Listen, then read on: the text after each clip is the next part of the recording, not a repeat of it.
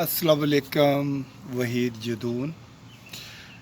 जब आप किसी को हराने के लिए खेलते हैं तो याद रखिए आप कभी नहीं जीत सकते, लेकिन आप जीतने के लिए खेलते हैं तो जीत आपका मुकद्दर बनती है। और इन तमाम चीज़ों के पीछे जो सबसे इम्पॉर्टेंट चीज़ है वो नीयत होती है।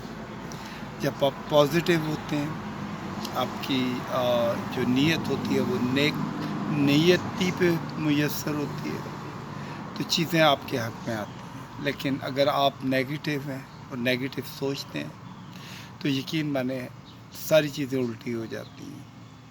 यही पूरी दुनिया का निज़ाम है। इस वक्त देखें, अगर पूरी दुनिया के अंदर जो जहाँ जहाँ वाक़यात हालात आपके सामने हैं और जहाँ जहाँ अब जो लोग नेगेटिव बातें करते रहें और नेगेटिव चीज़ें प्लान करते रहें और एक एग्रेशन पैदा करते रहें दुनिया के अंदर, ये ट्रेड वॉर जो लोग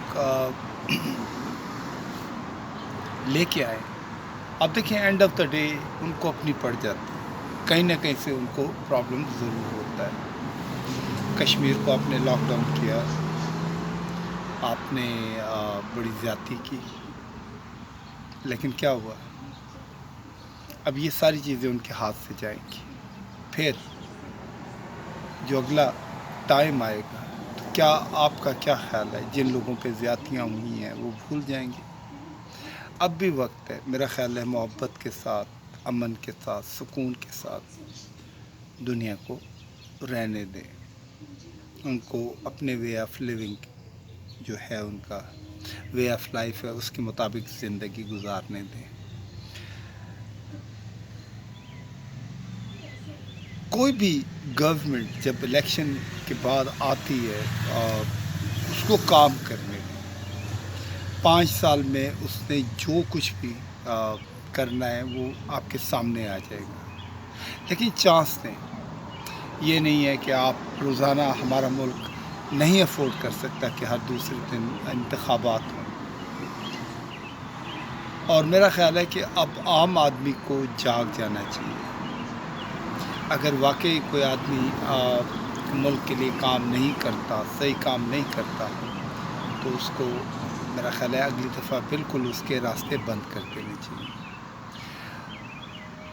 पुराने जो प्रोजेक्ट चल रहे हैं उनको बंद ना करें, क्योंकि ज़ाहिर है वो भी एक सोच थी, लोगों ने कोशिश की थी। मेरा ख्याल है उसको हमेशा कंटिन्यू रखें। और जो अच्छे काम है किसी भी पॉलिटिकल पार्टी ने किए हैं, जो भी जिसकी भी गवर्नमेंट आई है, अगर उसने अच्छे किए तो उसको एक्नॉलेज करें, उसका क्रेडिट उनको ज़रूर दें। अगर यही जंग जारी रही कि जो आया उसको आपने उसके जाने के बाद बुरा कहना शुरू कर दिया, हर किसी की टांगें खींची, एंड ऑफ द डे कुछ भी नहीं होगा। जंगें कौम की बका के लिए होती हैं, लेकिन जो जंगें मुसल्लत की जाती हैं वो अच्छी नहीं होती, उससे कुछ हासिल नहीं होता। खुदा ने ये ज़मीन आपके लिए बनाई है, आपको इतनी खूबसूरत चीज़ें दी हैं, इसकी इज़्ज़त करें, अपने बच्चों को पढ़ाएं, नई अल्लाह की गैलेक्सी को एक्सप्लोर करें। खुदा ने हमें पैदा किया है, हम खुदा की खुदाई को देखें। हमें इसलिए नहीं पैदा किया कि हम सारी ज़िंदगी लड़ते रहें। आपने देखा है जितने भी लोग हैं जिन्होंने इस दुनिया को फ़तह करने की कोशिश की है, वो जैसे जैसे आगे बढ़ते गए, पीछे से दोबारा उनकी गिरफ्त जो है वो कमज़ोर होती गई। क्या हुआ? जब इस दुनिया से गए तो खाली हाथ थे। और रोज़ाना हम सुनते हैं फ़लाने साहब फोत हो गए, फ़लाने जी लेजेंड थे वो फोत हो गए। तो जो भी इस दुनिया में आता है एक न एक दिन उसको जाना है, तो वाई नॉट, अगर वो अच्छे काम करके जाएगा उसको याद रखा जाएगा, जो अच्छे काम नहीं करेगा उसको याद नहीं रखा जाएगा।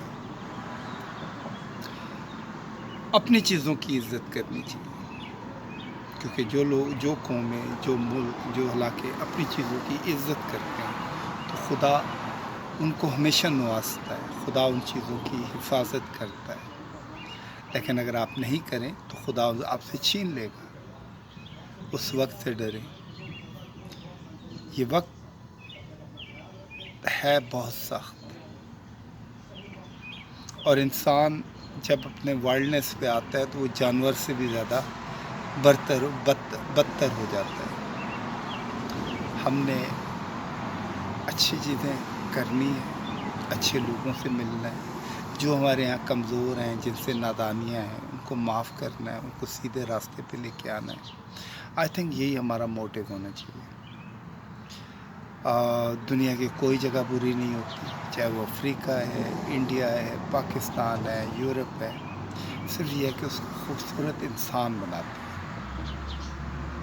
ہر جگہ کے اندر اللہ تعالیٰ نے ایک خوبصورتی رکھی ہوئی ہے۔